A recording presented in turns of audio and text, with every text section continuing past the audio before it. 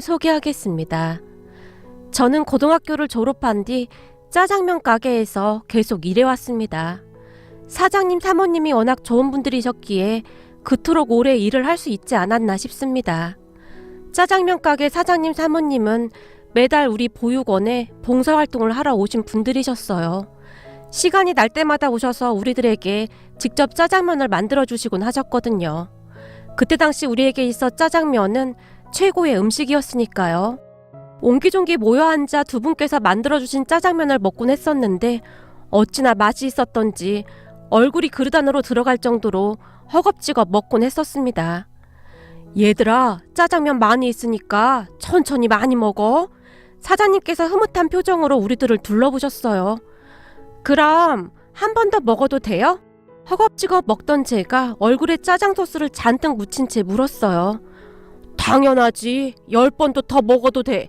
그러니까 천천히 먹어. 사장님께서 제 머리를 쓰다듬어 주셨어요. 그 뒤 저는 정말로 짜장면 한 그릇을 더 먹었는데요. 아니, 이 작은 배 안에 어디로 다 들어간 거야? 그렇게 맛있어? 아저씨가 다음에도 또 만들어줄게. 진짜요?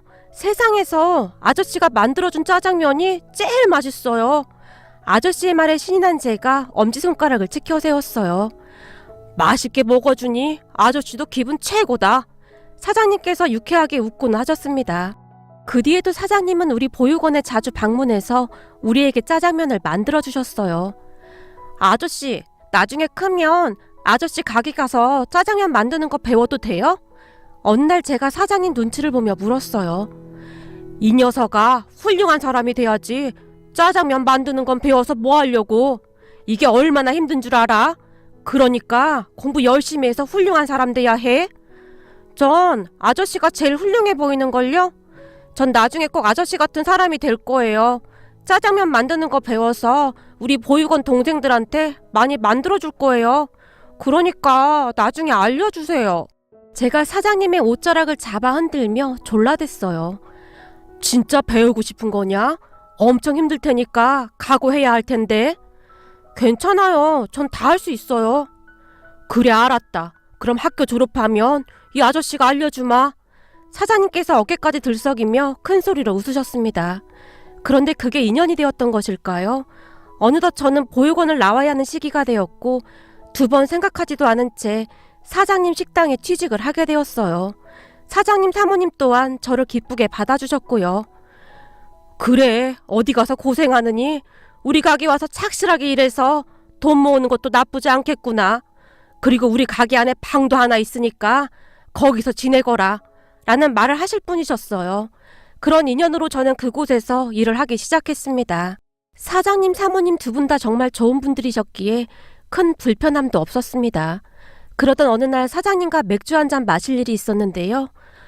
민수야, 넌 어쩌다 보육원에 가게 된 거니? 사장님께서 조용히 물으셨어요. 저도 잘 모르겠어요. 그때 기억이 마술처럼 다 사라졌거든요. 어느 날 눈 떠보니 그곳에 있었어요. 길을 잃어서 오게 된 것인지 아니면 누군가 저를 그곳에 맡긴 것인지 저도 잘 몰라요. 예전에는 진짜 궁금하긴 했었는데 지금은 궁금하지도 않아요. 제가 쑥스러운 듯 빙그레 웃었어요. 우리가 그 보육원에 갈 때마다 유난히 민수 네가 눈에 띄더구나. 제가요? 제가 왜요? 그게 말이야, 대부분 얼굴이 굉장히 어둡거나 눈치를 상당히 많이 보는데 너는 그냥 해맑더란 말이야. 그래서 우리가 그랬거든. 저 녀석은 나중에 뭘 해먹고 살아도 잘 살겠구나 하고 말이다. 근데 이렇게 인연이 될지 누가 알았겠니?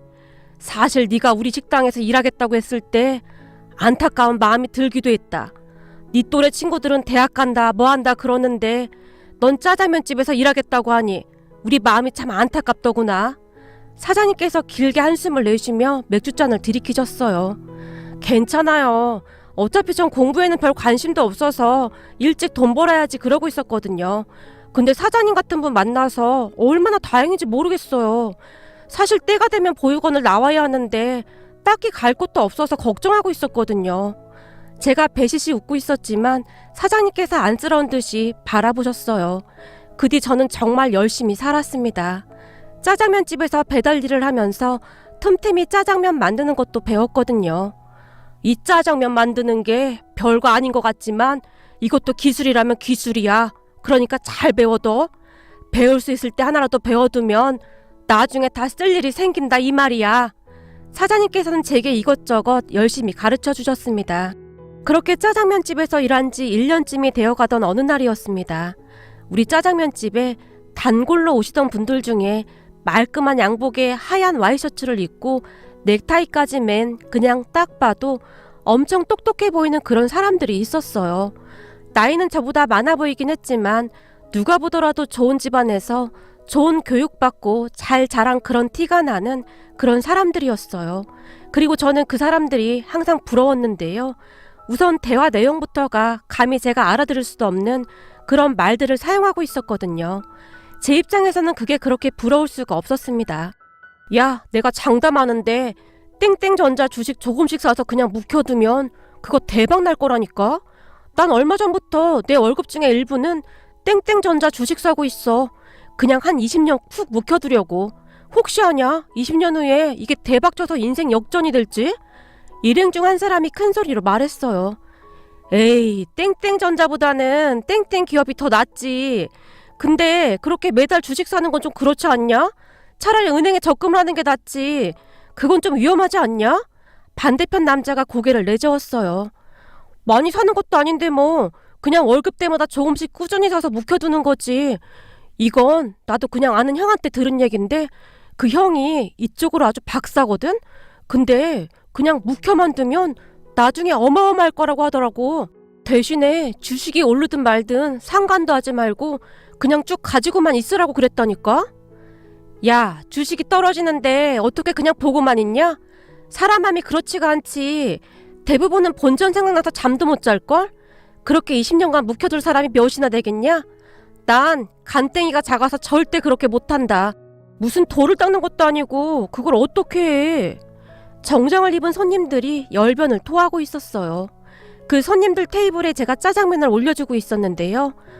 저기 그 주식인가 뭔가는 저도 할 수 있는 거예요? 그동안 짜장면 가게에 자주 오던 사람들이라 서로 인사 정도는 하고 지냈거든요. 당연하지. 누구나 다 할 수 있는 거야. 민수야, 이 형 말 잘 들어. 그 땡땡전자 주식 사서 한 20년 동안 그냥 가지고만 있어봐. 그럼 나중에 너 대박 난다. 많이도 말고 그냥 매달 네 월급에서 얼마씩 사서 기 막고 눈 가리고 그냥 푹 묵혀둬. 그럼 너 나중에 그냥 먹고 놀아도 돼.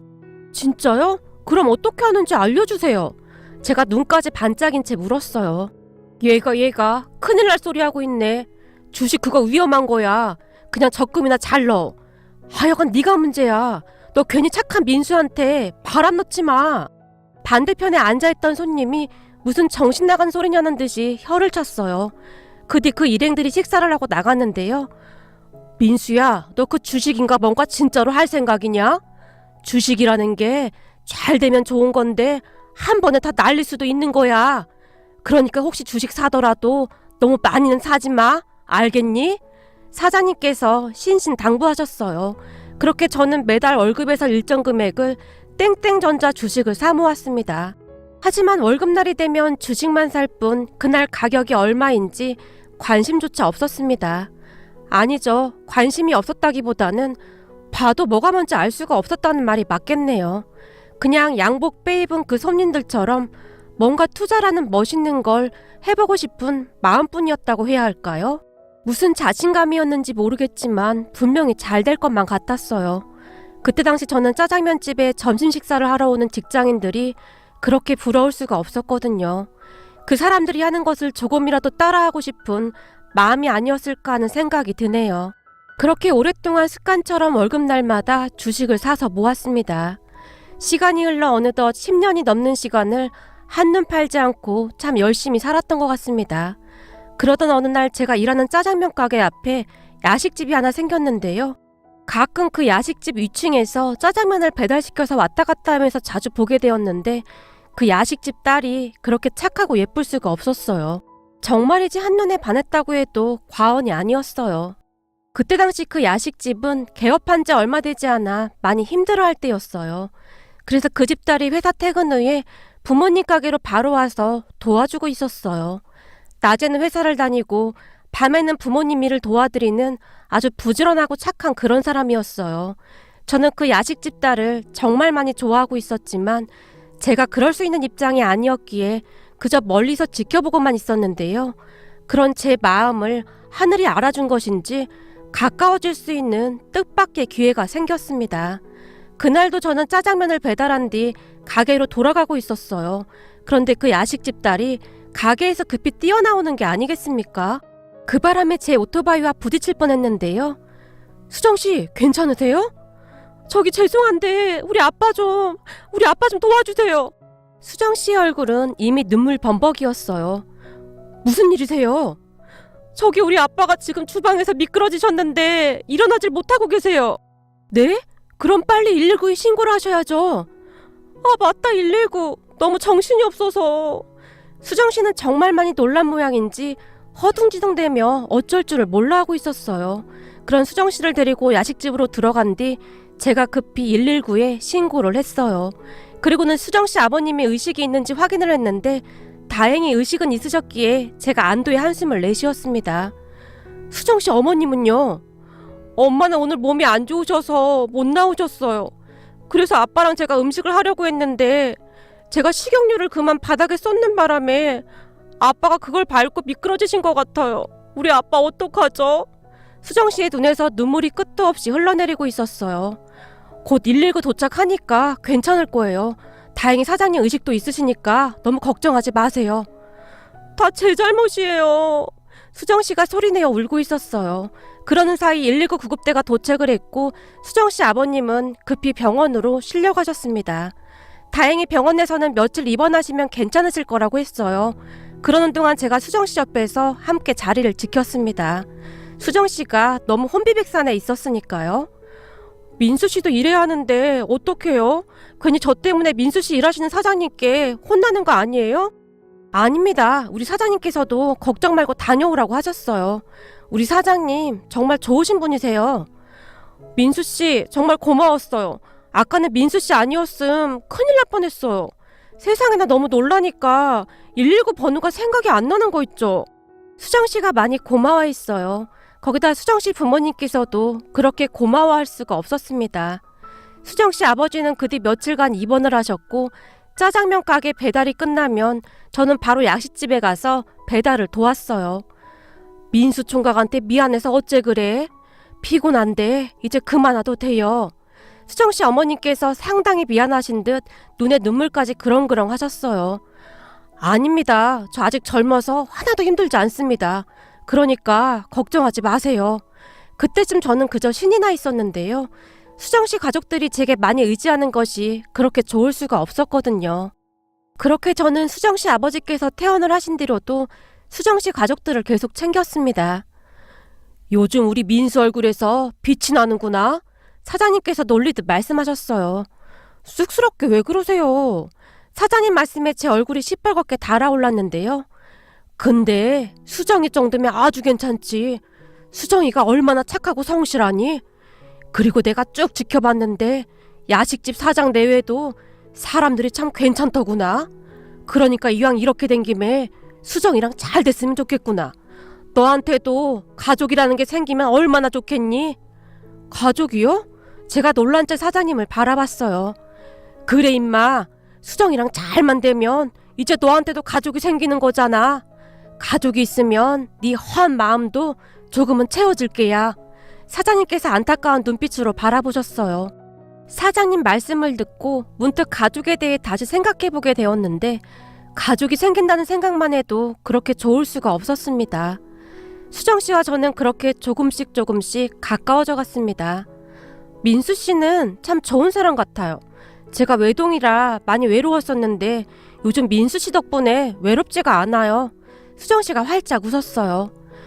저도 요즘 수정씨와 함께여서 너무 좋은데 아무래도 제가 가족이 없잖아요. 그리고 학교도 고등학교만 졸업했고요.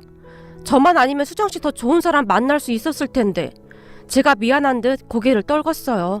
무슨 그런 말이 있어요. 사람만 괜찮으면 되는 거죠. 사실 저도 대학 중퇴해서 학벌은 민수씨랑 같아요. 집안 형편이 갑자기 안 좋아져서 중간에 자퇴했거든요. 대학을 졸업한다고 해도 딱히 나아질 것도 없었고요. 그냥 그만뒀어요. 그러니까 그런 걱정하지 마세요. 그리고 우리 엄마도 예전에 고하셨대요. 우리 아빠가 엄마만 보고 결혼하신 거예요. 그래서 부모님도 다 이해하실 거예요. 얼마 전에는 엄마가 민수씨 참 잘 컸다고 입에 침이 마르도록 칭찬까지 하셨는걸요? 정말요?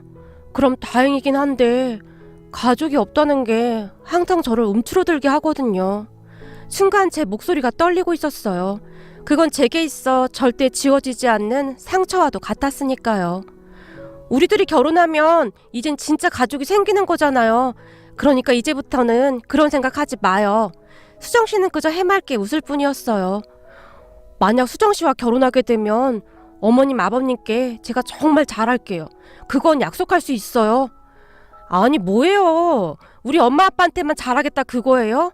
뭐니 해도 아내한테 잘해야 사랑받는 남편이 되는 거예요. 그렇게 우리는 한참 동안 웃으며 대화를 했습니다.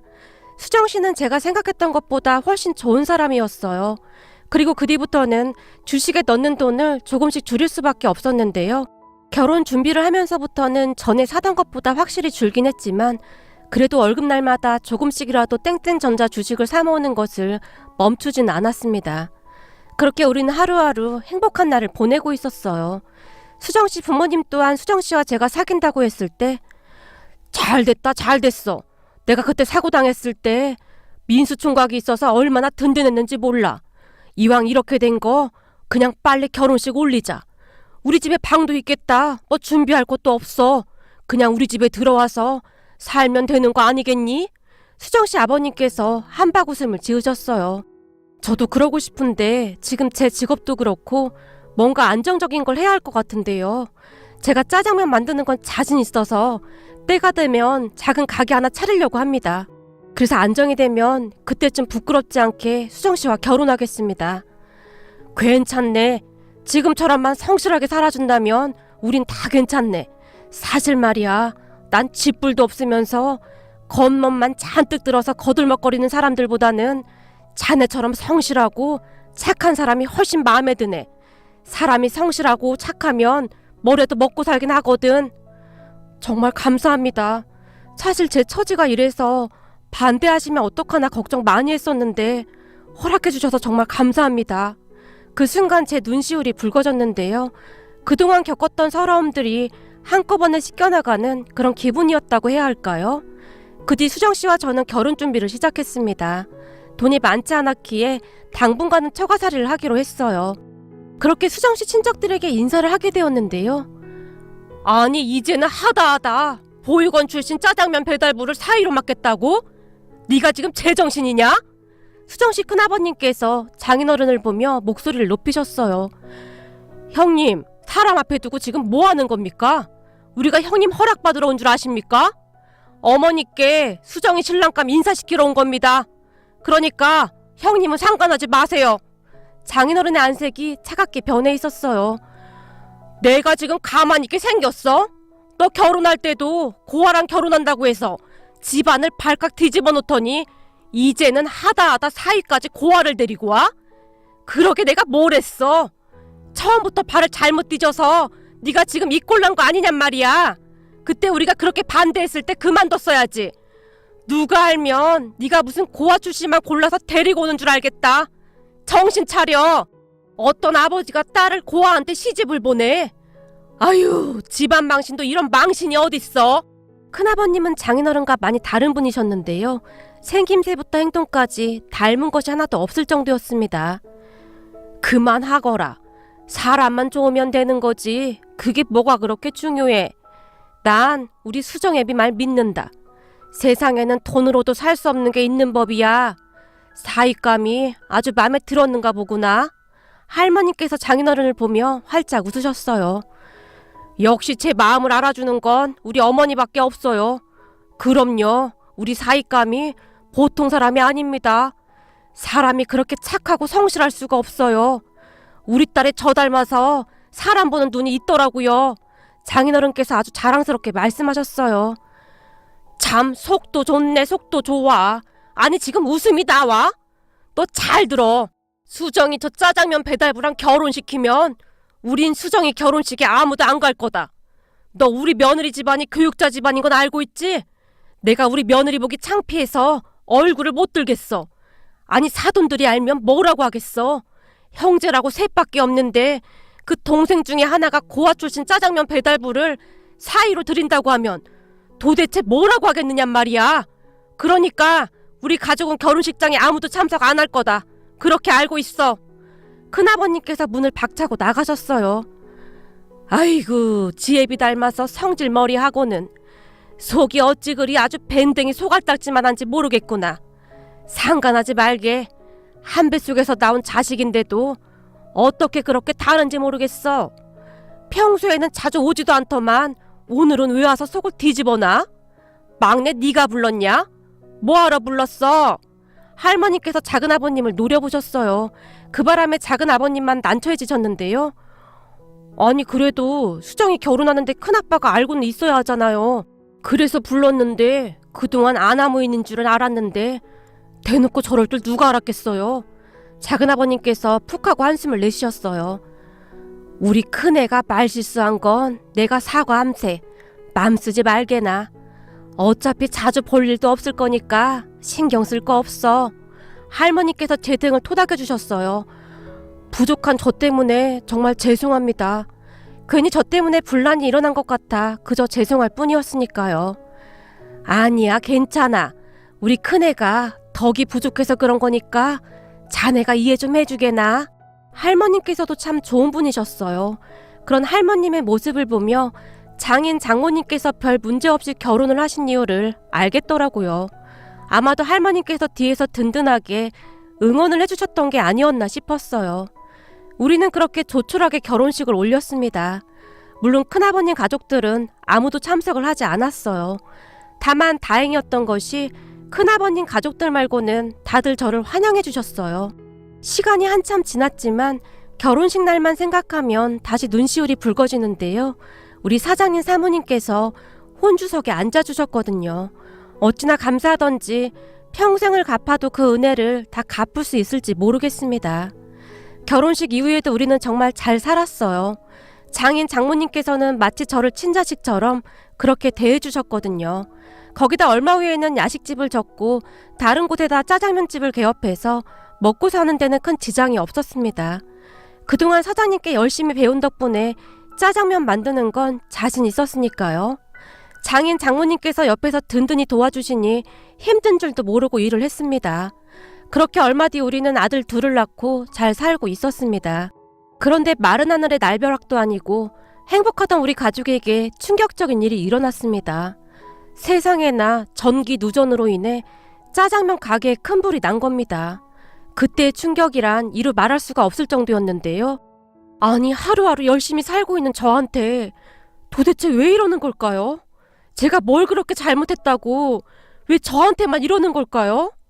제가 장인 장모님을 붙들고 눈물만 흘렸습니다. 괜찮네 괜찮어. 가게야 다시 시작하면 되니까 너무 상심하지 말고 힘을 내야지. 자네한테는 우리가 있지 않나? 그러니까 다시 한번 시작해 보자고.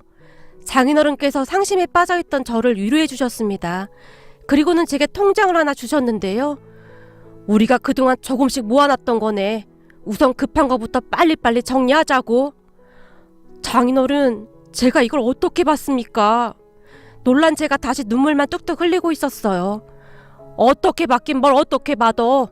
원래 가족끼리는 이러는 거야. 나중에 돈 벌어서 다 갚아 라는 말씀을 하실 분이셨어요. 그렇게 우리 가족은 힘든 시간 속에서도 다시 일어나기 위해 노력하고 있었는데요. 평소 저를 좋지 않게 보았던 큰아버님께서 소식을 듣고 득달같이 쫓아오셨습니다. 내가 이럴 줄 알았다. 짜장면 배달부랑 결혼시킨다고 했을 때부터 내가 일이 될 줄 알았어. 딸이 생각이 없어서 그러고 있으면 부모라도 말렸어야 하는데 이건 온 가족이 똑같으니 잘 될 리가 있나. 니들이 말 안 들은 거니 우리한테 돈 빌려달란 얘기는 꺼내지도 마. 이런 한심한 인간들아. 큰아버님께서 한심하다는 듯이 혀까지 차셨어요. 걱정 마쇼. 누가 형님한테 돈 빌려달라고 했어요? 시끄러우니까 그냥 가세요. 아니 불난 집에 부채질하는 것도 아니고 그렇잖아도 우리 사이 신난한데 뭐 하는 겁니까? 장인어른께서 큰아버님을 내쫓으셨어요. 그러던 어느 날 저에게 정말 믿기지 않는 기적과도 같은 일이 일어났습니다. 저는 지금도 이게 꿈인지 생시인지 분간이 되지 않을 정도인데요. 어느 날 전에 일했던 사장님께서 제게 전화를 하셨어요. 사장님, 잘 지내시죠? 제가 자주 찾아뵈야 하는데 바빠서 잘 찾아뵙지도 못했네요. 아니야, 괜찮아. 근데 민수야. 아니지, 이제 애가 둘인데 내가 자꾸 이름을 부르네 그래? 아닙니다, 괜찮습니다. 그래, 그렇게 생각해주면 우리야 고맙지. 근데 자네 목소리가 왜 그래? 무슨 일 있어? 그게 사실 얼마 전에 가게에 불이 나서 지금까지도 제정신이 아닙니다. 뭐? 불? 다친 데는 없고? 네, 다친 데는 없는데 가게가 다 불타버려서 걱정이 태산입니다. 제가 한숨을 내쉬었어요.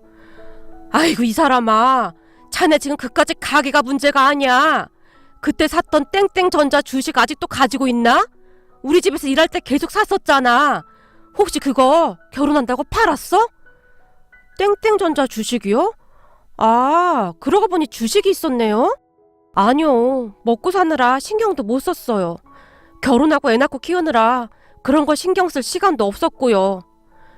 그래도 그때 꽤 들어가지 않았어? 그래서 내가 매달 너무 많이 산다고 뭐라고 했었잖아. 무슨 일인지는 모르겠으나 사장님의 목소리에서 긴장감마저 느껴졌어요. 그렇긴 했었죠. 근데 우리 집사람이 주식하는 거 싫어해서 결혼하고 나서는 한 번도 안 넣었어요. 근데 그건 왜 물어보시는 거예요? 그럼 자네 그 주식은 그대로 갖고 있단 말이지? 그렇죠. 사장님께서 그 말씀하시니 그때 생각이 나네요. 사장님께 한참 혼났었죠. 힘들게 일해서 주식이나 한다고요. 근데 그건 왜 자꾸 물어보세요? 제가 대수롭지 않게 물었어요. 그럼 진짜 아직도 가지고 있단 말인 거지? 그럼요. 이젠 주식 그런 거 안 해요. 너무 걱정하지 않으셔도 돼요, 사장님. 그리고 지금도 그 주식 없는 셈 치고 그냥 신경도 안 쓰고 있어요. 아이고, 이 사람아, 지금 그 주식 대박 났어. 나도 워낙 뉴스 같은 거 안 보고 저녁에 드라마만 끼고 사는 사람이라 몰랐었는데 얼마 전에 우연히 알게 됐네. 근데 그게 지금 얼마인지 아나? 그러니까 자네도 한번 확인해봐. 사장님의 목소리가 떨리고 있었어요. 네? 정말요? 알겠습니다. 한번 확인해보겠습니다. 라며 제가 전화를 끊었는데요. 사실 그때까지도 별 대수롭지 않게 생각하고 있었거든요. 그냥 어깨너머로 듣고 주식만 샀을 뿐 주식에 대해 아는 것도 별로 없었고 오래오래 묵혀둬야 한다는 말만 믿고 있었으니까요. 그때 주식에 대해 말해줬던 그 직장인 형이 서울대를 나온 똑똑한 사람이었으니 확실한 정보라고 그냥 굳게 믿고 있을 뿐이었어요. 그런데 사장님의 말씀을 듣고 주식을 확인해보던 제가 그만 그 자리에 털썩 주저앉고 말았습니다. 그러니까 그게 말이죠. 주식이 어마어마하게, 아니죠, 상상을 초월할 정도로 많이 올라 있었거든요. 처음에는 제가 주식 가격을 잘못 본 줄 알고 몇 번이나 확인해볼 정도였으니까요. 그때 당시 한 주에 몇천 원씩밖에 안 하던 주식이 시간이 흘러 어마어마하게 올랐던 겁니다. 거기다 무슨 배당금이라는 것까지 쌓여서 뒤에 동그라미가 몇 개인지 몇 번이나 세어봤는지 모르겠습니다. 그 뒤 우리 가족들의 인생도 완전히 바뀌었습니다. 그렇게 저는 우선은 장인 장모님의 소원을 들어드렸습니다. 장인 장모님, 소원 있으시면 말씀해보세요. 그때까지는 가족들에게 정확히 말을 하지 않았었기에 제가 모른 척 시치미를 떼고 물었어요. 불까지 남마당에 소원은 무슨 소원이야. 우리 가게 빨리 복구해서 다시 장사하는 게 소원이지. 그리고 나중에 돈 많이 벌어서 어머님 계신 고향 근처에 전원주택 하나 줘서 어머님 모시고 그냥저냥 텃밭이나 가꾸면서 사는 게 소원이지. 근데 그건 왜 물어? 장인어른께서 미소 띤 얼굴로 저를 바라보셨어요. 아니, 그냥요. 제가 그 소원 들어드릴까 해서요. 역시 우리 김서방밖에 없구만.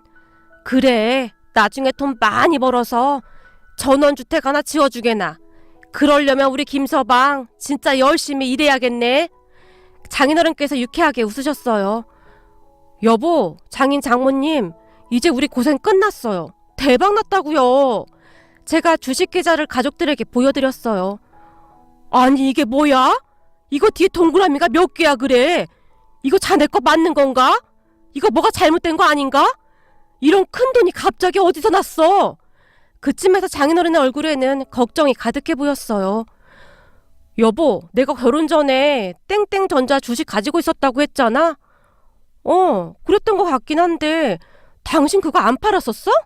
그때 그 사람이 서울대 나왔다고 했는데 그냥 묵혀만 두면 분명히 돈이 된다고 했었거든. 그래서 그냥 신경도 안 쓰고 쭉 묵혀만 뒀었는데 그 주식이 지금 대박 난 거야. 맙소사, 그럼 이 돈 전부 진짜 우리 돈이란 말이야? 아내가 떨리는 손으로 제 손을 잡았어요. 그 뒤 우리 가족들의 인생도 완전히 바뀌었습니다. 땡땡전자 주식 일부를 팔아서 장인 장모님께서 소원이시라던 경기도 외곽 고향에 멋지게 집을 한 채 지어드렸어요. 장인 장모님께서는 그곳에서 할머님을 모시고 살게 되었는데요. 고맙네, 고마워, 정말 고맙네. 다 지어진 집을 보며 장인 장모님의 눈에서는 눈물이 하염없이 흘러나왔어요. 할머님 또한 좋아서 어쩔 줄을 몰라 하셨는데요. 집이 완성된 뒤 동네 분들이 자주 놀러 오셨는데 이 집을 우리 손주 사이가 지어줬다니까. 우리 손주 사이가 아주 부자야, 부자. 그 뭐라고 하던데?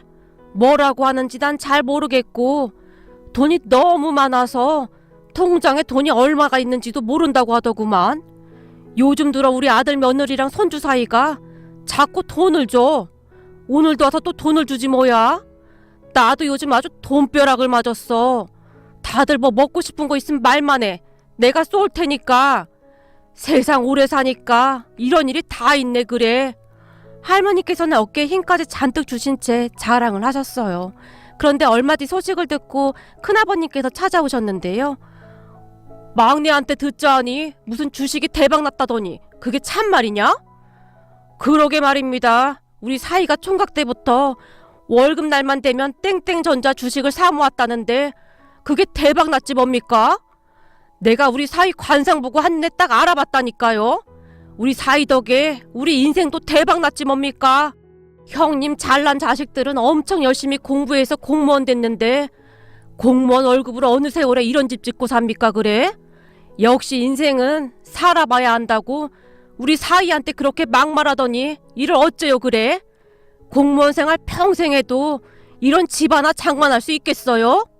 그동안 당한 서름이 워낙에 많으셨던지라 장인어른의 입에서는 쌓이고 쌓였던 것들이 한꺼번에 터져나왔어요. 땡땡 주식을 가지고 있었어? 지금 뉴스에 계속 나오는 그 주식 말이냐? 그렇다니까요. 우리 사이가 보통이 아닙니다. 그때 그 주식 살 생각을 어떻게 했어 그래? 내가 느지막히 이게 무슨 복이야 그래? 장인어른의 웃음소리가 거실을 가득 메웠어요. 하지만 큰아버님의 표정은 정말이지 과관도 아니었는데요. 마치 나라 잃은 사람 마냥 멍이 계시다가 급히 나가셨거든요.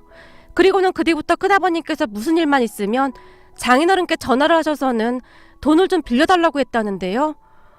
아니 무슨 염치로 나한테 돈을 빌려달래요? 잘난 공무원 자식들한테 빌려달라고 하세요. 전 돈 하나도 없습니다. 그게 어디 제 돈인가요? 우리 사이 돈이지. 그리고 우리 사이가 집 지을 돈만 주식 팔아서 돈을 찾았고 나머지 주식은 다시 20년 뒤에 찾을 거라고 자물쇠를 꽁꽁 잠궈놔서 빌려줄 돈도 없습니다. 라며 전화를 끊으셨어요. 그 뒤 우리 가족은 정말 잘 살고 있답니다. 고아였던 저를 아무 사심 없이 받아주셨던 장인 장모님께 다시 한번 감사드린다고 말씀드리고 싶습니다. 또한 그 어렵던 시절 저를 도와주신 짜장면 가게 사장님께 받은 은혜도 절대 잊지 않고 평생 갚으며 살아가겠습니다.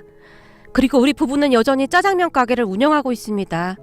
전에 사장님 사모님께서 그랬듯이 우리 부부는 시간이 나는 날이면 가까운 보육원을 방문해서 아이들에게 짜장면도 만들어주고 아이들에게 필요한 학용품 같은 것도 잔뜩 사서 방문하고 있습니다. 그때 그 시절 많은 도움을 받았던 저였기에 이제는 저도 돌려줘야 한다는 생각으로 살아가려고 노력하고 있습니다.